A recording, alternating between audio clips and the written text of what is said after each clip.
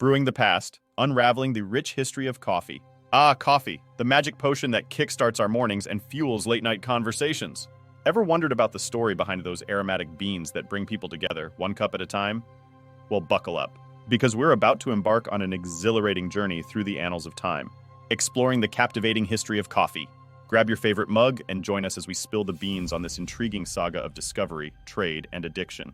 Unveiling the mystic origins, coffee's humble beginnings. In the misty highlands of Ethiopia, a curious discovery was made, one that would change the world's mornings forever. The history of coffee began with a humble goat herder named Kaldi.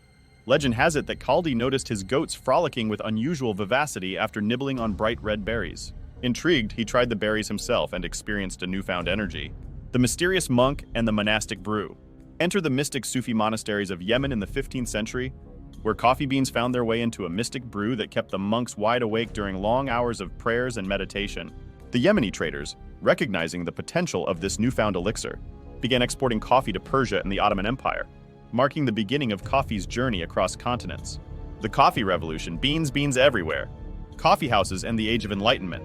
Fast forward to the 17th century, and we find ourselves amidst the buzz of Europe's first coffee houses. In England, these establishments were fondly called penny universities. A penny for a coffee and a stimulating conversation. Coffee houses became the epicenters of intellectual exchange, fueling discussions that shaped literature, politics, and philosophy. The history of coffee had become inseparable from the intellectual revolution of the age. Colonial connections and plantations. The 18th century saw the expansion of coffee cultivation to the lush plantations of tropical colonies, a trend that shaped global economies. From the Caribbean to Southeast Asia, coffee plantations sprouted like wildflowers, bringing forth the birth of coffee as a cash crop. The aroma of freshly brewed coffee became synonymous with waking up to a new day, even on faraway islands. The industrial aroma, coffee in the modern age. Instant coffee and coffee wars. As the world hurtled into the 19th century, innovations in coffee processing led to the birth of instant coffee. Now brewing a cup of coffee was as simple as adding hot water. The 20th century saw the rise of coffee giants, engaging in fierce coffee wars, introducing iconic brands that found their way into every home. From bustling New York apartments to serene Parisian cafes, specialty coffee and third wave movement. But wait, the history of coffee doesn't end with mass production and instant gratification. In the late 20th century, a movement began, the third wave coffee movement. This movement focused on treating coffee as an artisanal product rather than a commodity, emphasizing the unique flavors of different coffee beans and brewing methods. Specialty coffee shops started popping up, offering exotic beans, single origin brews, and intricate brewing techniques. Brewing answers to your coffee curiosities. Question number 1, where was the first coffee house opened in the world? The first coffee house in the world opened its doors in Constantinople, modern-day Istanbul, in 1475. Question number 2, which country is the largest producer of coffee today?